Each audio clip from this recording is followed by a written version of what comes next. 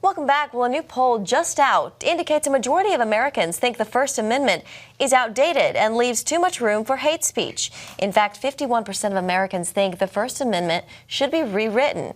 Nearly 60% agree with the government that it should be able to take action against media that publish content that is biased, inflammatory, or false.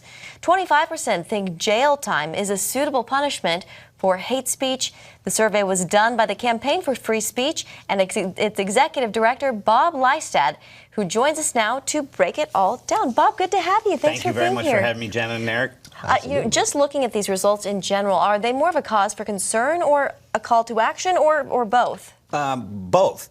The cause for concern you can see both in the courts, in Congress, and even from the White House. The White House has drafted an executive order that would restrict certain speech or certain activity by Facebook and Twitter. Congress, there's some legislation that has been introduced that would have the government regulate Facebook, Twitter, and other social media sites. We don't want the government to regulate private speech. And I'm guessing that the FCC and the FTC commissioners have no desire to regulate speech that Facebook and Twitter have every right either to publish, allowed to be published, or not allowed to be published. They're private enterprises. I would probably hedge my bets that you're right on that one in terms of their willingness or desire to have that happen. Right. But when you look at your survey, millennials are very passionate about the idea of controlling hate speech. That's kind of the whole premise of it. So why do you think that particular group is so passionate about it? I think they've grown up in a different generation. And, you know, you can certainly see why regulating hate speech would be good, because we don't like hate speech. Hate speech can be demeaning, it's disgusting, and it can cause real harm, both mental harm, and there's even empirical data that it can cause physical harm. Why millennials more than older generations? I'm not sure.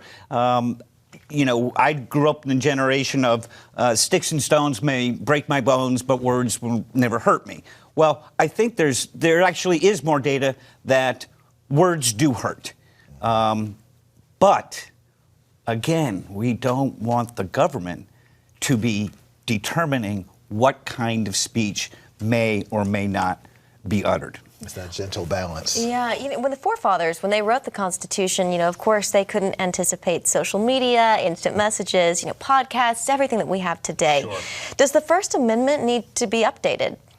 In my humble opinion, no. And I've been working with the First Amendment as a media lawyer and as working for a company that insures media and entertainment companies. The First Amendment is very broad in its protections and should be.